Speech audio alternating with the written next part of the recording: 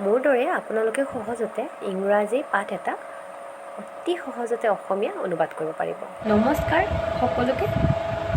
আজি অন্য এটি ভিডিঅ' লৈ মই আপোনালোকৰ ওচৰলৈ আহিছোঁ। এইটো ভিডিঅ' খুব দৰকাৰী ভিডিঅ', আপোনালোকে চাব আৰু বহুত কামত আহিবলগীয়া এইটো ভিডিঅ' আপোনালোকে নিশ্চয় চাব। মই লৈছোঁ এইখন জেনেৰেল নলেজৰ এখন কিতাপ, চাকৰিৰ বাবে বহুত ভাল হয় এইখন কিতাপ। তো এইখন লৈছোঁ।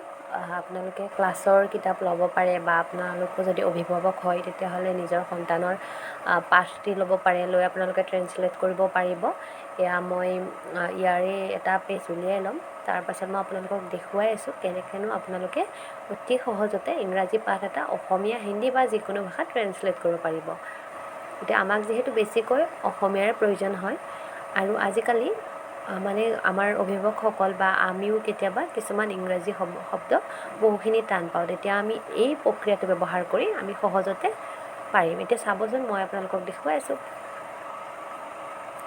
প্ৰথমতে মোবাইলেৰে এনেকৈ এখন ফটো তুলি ল'ব, যিখন আপুনি অনুবাদ কৰিব বিচাৰিছে। ফটোখন লৈ ল'লোঁ মই। এতিয়া মই গুগলত যাম। গুগল চবৰে মোবাইলত আছে, গুগলত যাব।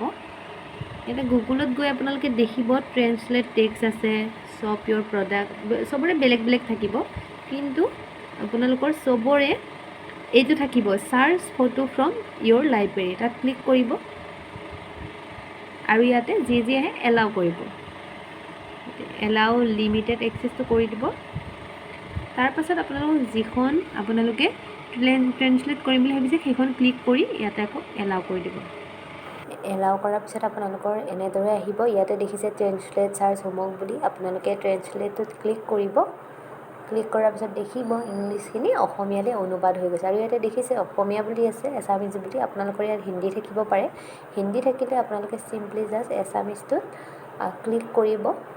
ক্লিক কৰিলে আপোনালোকৰ এনেকৈ এখন লিষ্ট আহিব। লিষ্টখনত আপোনাৰ এছামিজ থাকিব বা হিন্দী লাগিলে হিন্দী থাকিব, কিন্তু প্ৰথমতে যিহেতু হিন্দীয়ে থাকিব, আপোনালোকে এছামিজ কৰি ল'ব। এতিয়া চাওকচোন, মই হিন্দী কৰি দিলোঁ। এতিয়া আখৰবিলাক গোটেই ইংৰাজীখিনি হিন্দী লৈ আহিছে। এতিয়া যিহেতু আমাক এছামিজ লাগে, আকৌ এছামিজ কৰি ল'লোঁ। ঠিক তেনেদৰে আপোনালোকে ইংৰাজীৰ পৰা অসমীয়ালৈ অনুবাদ কৰিব পাৰিব। আজিলৈ ধন্যবাদ।